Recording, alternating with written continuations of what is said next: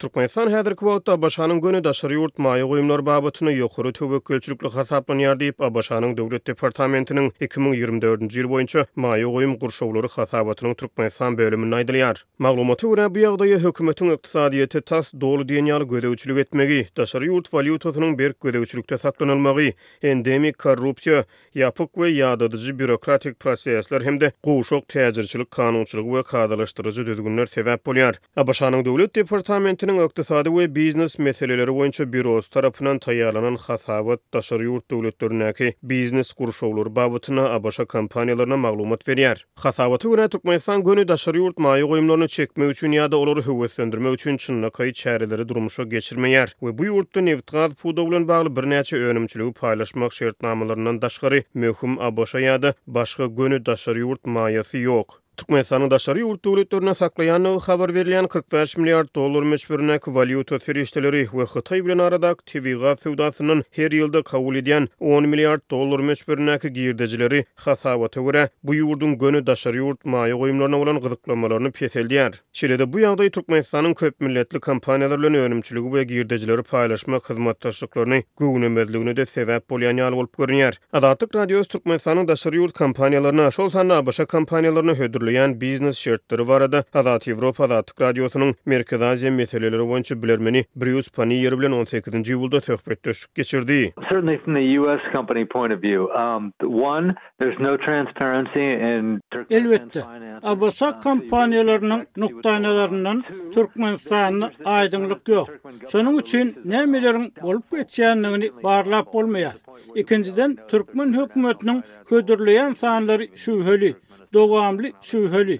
Bilşimi diýäli käbir halkara maliýe institutlary hem Türkmenistanyň ykdysady statistikalarını ulanman başlady. Sebäbi bu sanlar ören ananyrjy däl.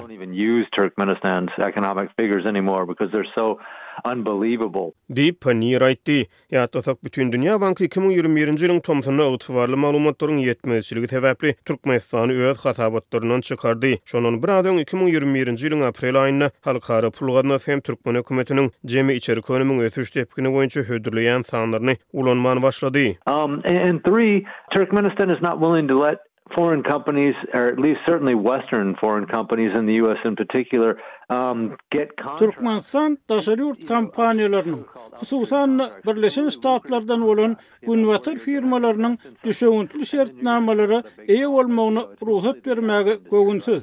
Hususan tebii gaz senagatynyňky şeýle şertnamalar 20 aýa goýumlaryny öz için alýar we ýokary girdeji gazanmagy mümkinçilik berýär. Ýöne Türkmenistanyň başga pudoklarda hem mümkinçilikler var.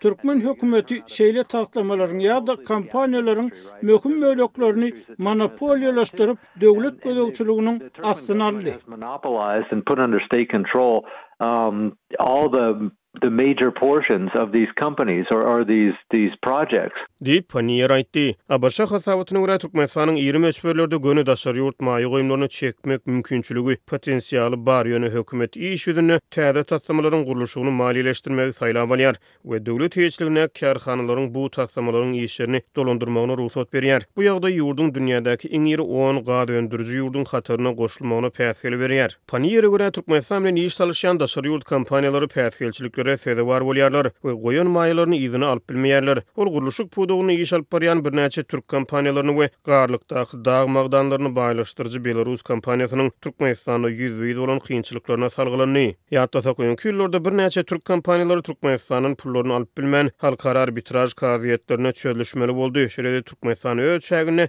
iri dag magdanlary toplumyny gurup işe girden Belarusyň Belgarchimprom kompaniýasy bilen hem kaziýetde dawalaşdy. Abaşanyň döwlet departamentiniň maýy goýum gurşawlary boýunça hasabaty dünýäniň 160-dan gowrak ýurdundaky maýy goýum şertleri barada maglumat berýär. Balkan welaýatynyň Türkmenaşy şäherinde we Awaza milli syýahatçylyk zolagynda ýylata berilýän suwuň hili yaramazlaşyp, ýaşaýyş jaýlarynyň we mehmanhanalaryň krantlaryndan sary reňkdäki suw akyp başlady. Munyň bilen bir wagtda ýylata suwuň berilýän wagty öňküsinden hem azaldyldy. Bu barada Azatlyk radiosynyň habarçysy 18-nji iýulda Sebitden maglumat berdi. Şäheriň täze gurulan döwrewat binalar toplumlarynda we 4 tane etrapçyda, hatda Awazanyň mihmanhanalarynda hem sara reňkdäki bulançyk suwak ýar. Ondan poslan demiriň ýygy gelýär. Dip ýagdaýlardan habarly türkmenmaşly ýaşaýjy anonim şertde habarçymyza gurrun berdi. Munyň bilen bir wagtda şu hepdeden başlap şäheriň ähli künjeginde ýaşaýjylara suw ýerden sagat 8-de, diňe 20 minut we akşam sagat 7-de hem 20 minut berilip başlandy. Awazanyň mehmanhanalarynda bolsa günde 3 gedek suw berilýär. Galan wagty ilatyň agyz suw üçünçlügi kesilýär. Mundan ozal bu görkeziji ýerden 30 minuda we akşam 40 minuda barabardy. Bu soň berilýän wagtynyň tas 50 götürüm kemeldilendigini aňladýar diýip başga bir türkmenmaşly ýaşaýjy anonim şertde aýtdy. Habarçymyz ýaşaýjylaryň aglawasynyň öýlerindäki 100-200 litr suw sygýan çeleklerini suwdan doldurup ýetişde telpeklerini göwe atýandygyny belleýär.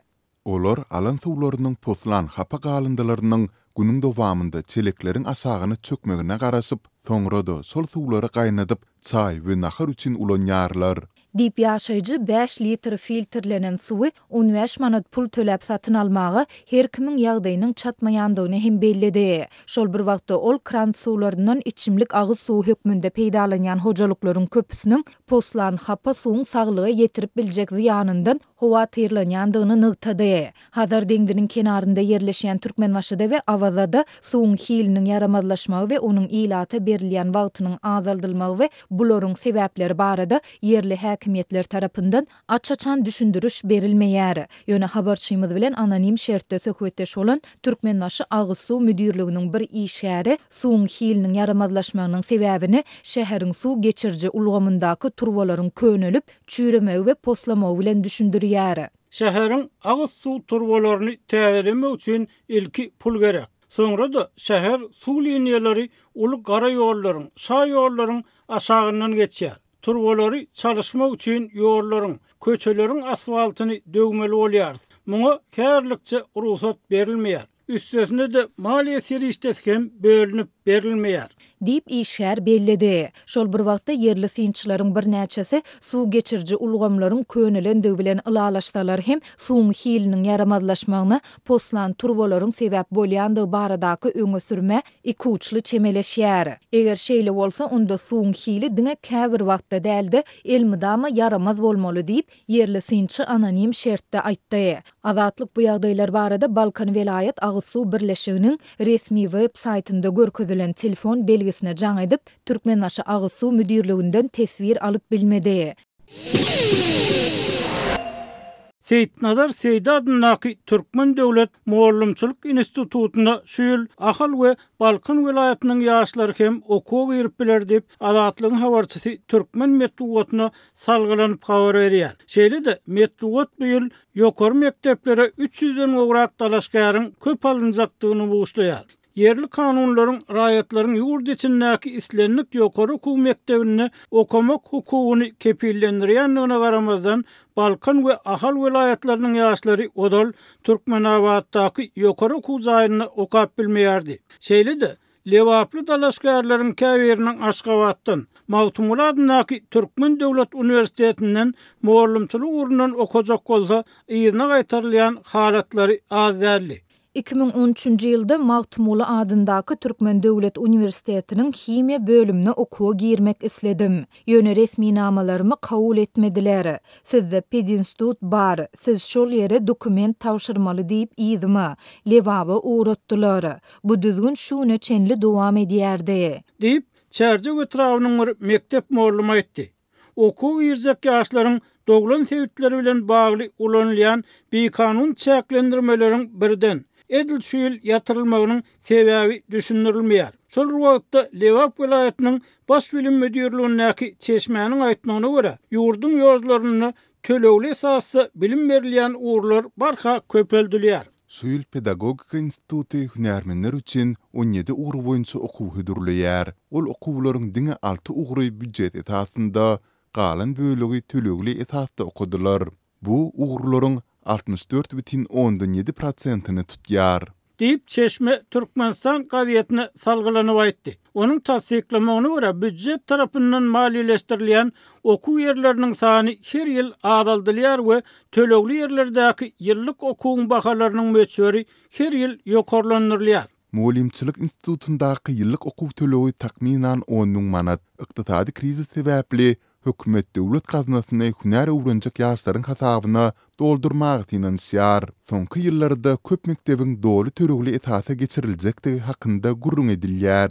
Deyip Sevtün Bilim Edarasyndaky Çeşme Azatlyk bilen anonim söhbetdeşlikde aýtdy. Geçen ýyldakydan 300 gowrak dalaşgaryň kän student boljakdygyna garamazdan Türkmen ýozlary bary ýogy 16 000 çemeti okuwçyny kabul edip bilýär we bu her ýyl orta mektepler tamamlayan ýaşlaryň gaty uly böleginiň grada galýanlygyny aňladýar. Okuw orunlarynyň juda az bolmagyndan başga hakyky bilim aljak okujak ýaşlaryň badyna alýan ýene bir uly mesele bolup ol okuw jaýlaryny çuň köküren paraxorluk bilen bagly. Şunuň bilen baglykda prezident golaýda bilim uğrundaky nowatdaky kadr çalşygyny geçirip giriş synaglaryny gurambaçylykly we adalatly geçirmek wezipelerini ýatlatdy. Ýöne synçylar bilimdäki paranyň prezidentin sözünden we kanunlardan has güýçli görünýändigini aýdýarlar. Megerem şu sebäpden 2012-nji ýylda bolşýaly şu ýyl lewapda okuwa para bermän girenleriň has köp boljakdygy hakynda